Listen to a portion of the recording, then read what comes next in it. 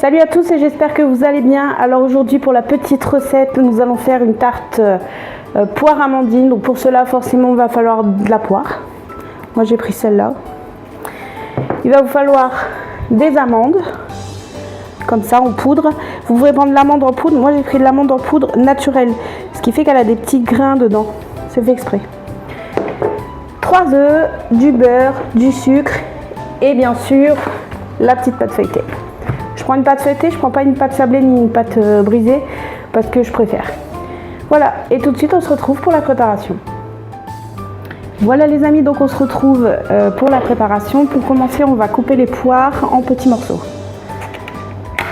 Parce que je crois que... Ouais, j'ai pris des poires entières.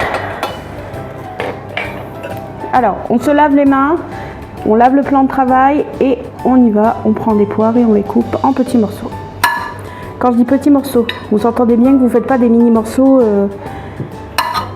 Quand je dis petits morceaux, c'est genre... Vous voyez? Je vous montre. Vous voyez? Il faut quand même qu'on sent la poire, quoi.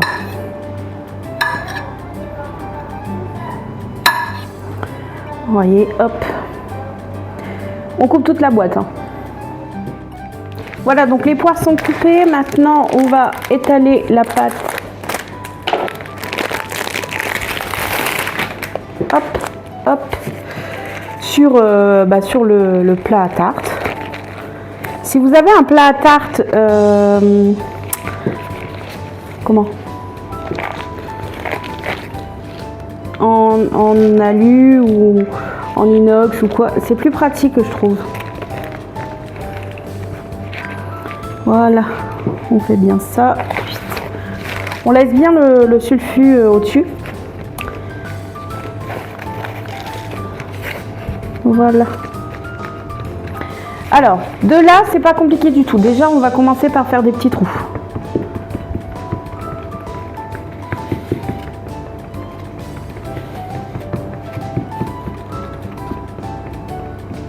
C'est une tarte poire amandine express. Je veux dire, il n'y a pas besoin de 36 manips. On va prendre les poires. Jusque là, facile. On va étaler les poires. Hop, hop, hop.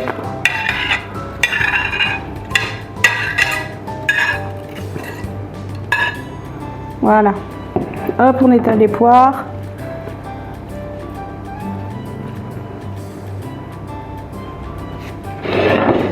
Voilà. On réserve de côté. Et on s'attaque à la préparation.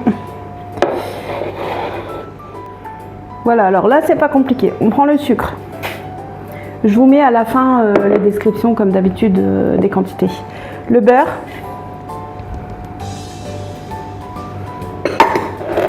On mélange.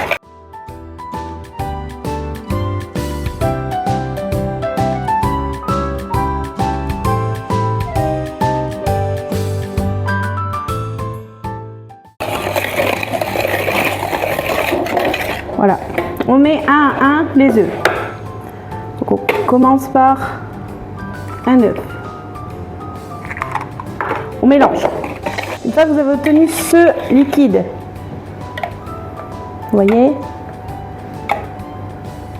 vous mettez la poudre d'amande dans son entièreté et on mélange.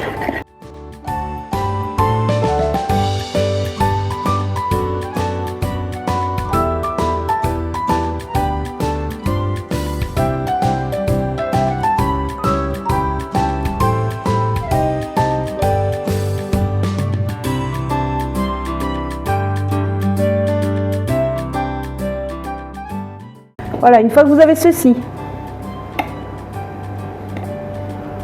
on va le rajouter au-dessus. Mais avant ça, vous prenez la plaque, vous mettez du papier sulfurisé, enfin non, vous prenez la plaque et vous le mettez sur la plaque parce que ça va être tellement liquide que si vous avez un truc en silicone, vous risquez de renverser. Vous voyez ce que je veux dire? Parfait, donc on va prendre... Donc une fois que vous l'avez mis sur la plaque, vous mettez... Hop, hop, hop, hop, hop, hop, hop. Le mélange.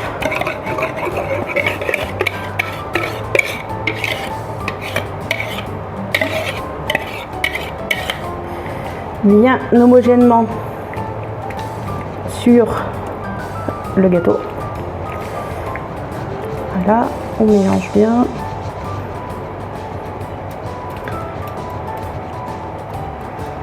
Hop, hop, hop.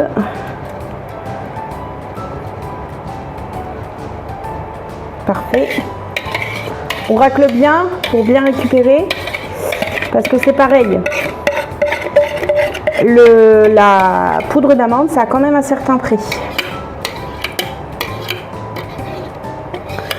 Alors moi, je l'ai acheté en gros. Enfin, en gros. Je l'ai acheté pas en paquet déjà fait. J'ai acheté direct au producteur. Comme ça, ça m'a coûté moins cher. À partir de cette étape-là, on passe à la cuisson. Et on se retrouve après la cuisson. Voilà les amis à quoi ça ressemble, donc sorti du four. Donc vous aurez juste à retirer ça, vous voyez.